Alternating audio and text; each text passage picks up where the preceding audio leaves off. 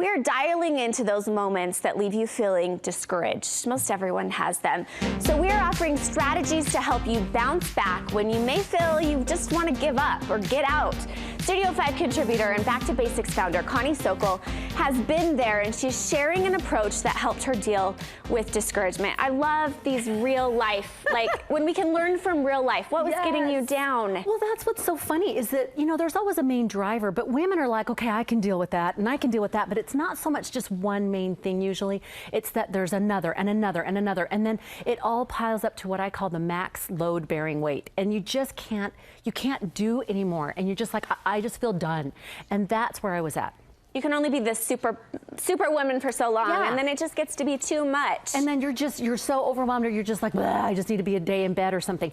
And it was interesting because about this time is when I was talking with some other friends, and they were experiencing some of these similar things. And as I was listening to our conversations, I was like, you know what? There's a pattern here of how to better deal with this, because we're all going to, and I'm going to deal with it again. So I want to be able to, you know, nip it in the bud as soon as I can. And so I came up with some tips, some thoughts. Okay, and your first tip to kind of get this into gear is to name it. Yes, and I know sometimes there's like that bad juju of don't say it out loud because then you'll attract what you talk about, right?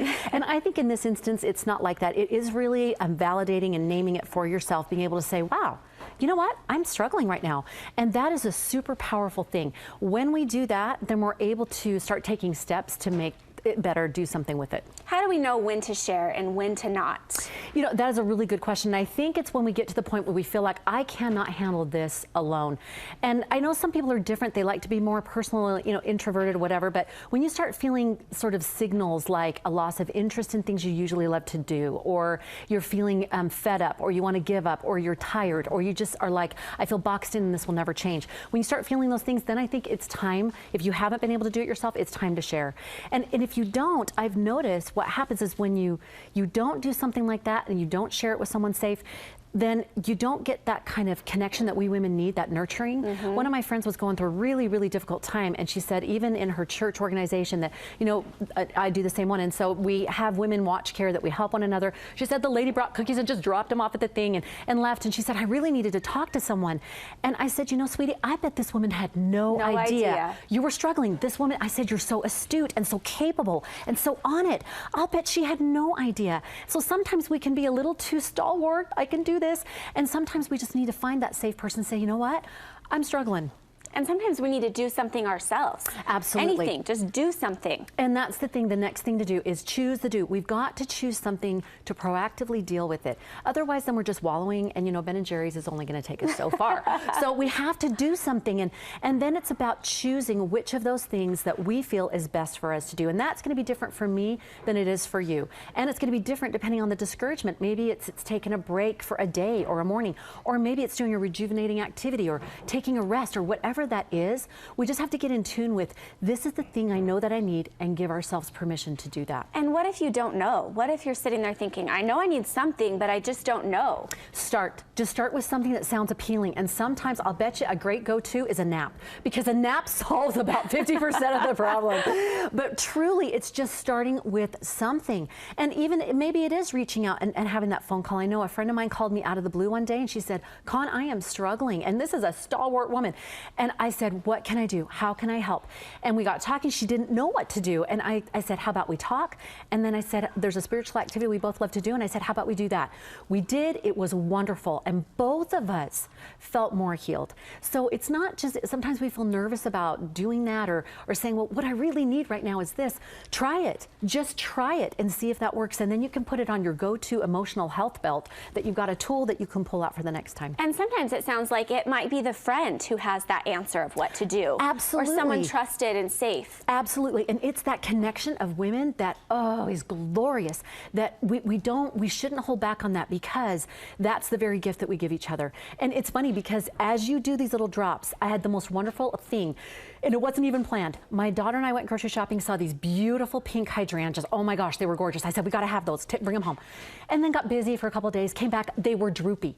They were utterly droopy, and I hope we have the picture of them. They were dead. Yeah, they are so sad. And you should have seen them before. They were gorgeous, and I was like, oh, I have killed yet another plant. So, and usually they don't die this fast, but look at that. Oh my We goodness, decided to wow. nurture it, water, sunlight, put it by the window, and guess what? That's how they looked. And it was amazing. Just those little bits, little water, little sunlight. So find out what's your water and sunlight and keep it consistent, because I am sad to admit that a few days later I did the same thing. I put them up in my office and they were drooping and we had to go through the same thing again. So they are now fluffy and pink and they are by the sink, and it's a water source, so I will not kill them again.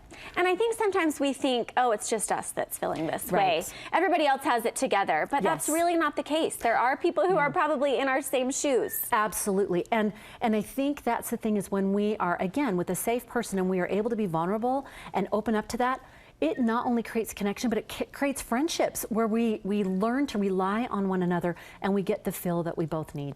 And it's not going to last forever. It's not. And I think that's the third thing, is to stay focused on the future in a happy sense. Not a, oh, well, someday, but just this feeling of it will shift.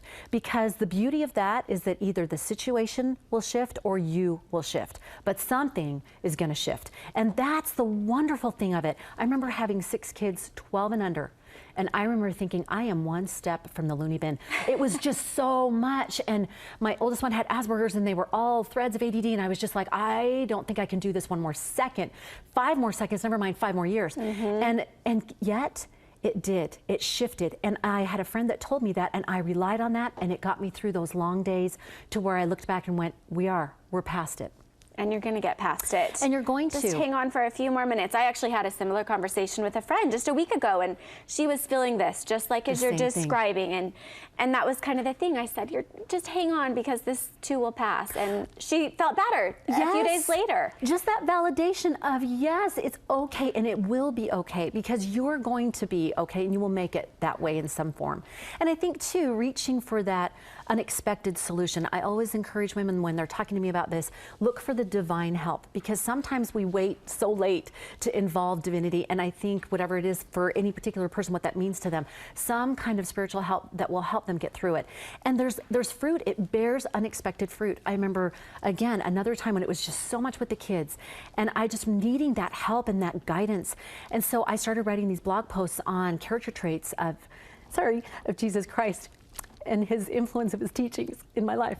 And the response from the women was so much that I ended up putting it in a Christian daily devotional book. And then it ended up being an Amazon bestseller. And so what happened is that my discouragement turned to something good that I was able to share with others. And then they're getting that fruit too. So it's so important. The way we handle this, we can get in, we can nip it in the bud, no pun intended, and we can move forward and we can bloom. We can blossom like we were before. Connie, you're such an inspiration. We can tell that you're just, everything is inside of you and just on the surface of helping others. Where can people find more of your insights? Oh, you're so great. For Easter, to prepare your heart, get ready for Sunday, it's $1.99 on Amazon or ConnieSokol.com. Just click the button. It's right there, and it's the daily devotional book with those thoughts on the Savior. Thanks, Connie.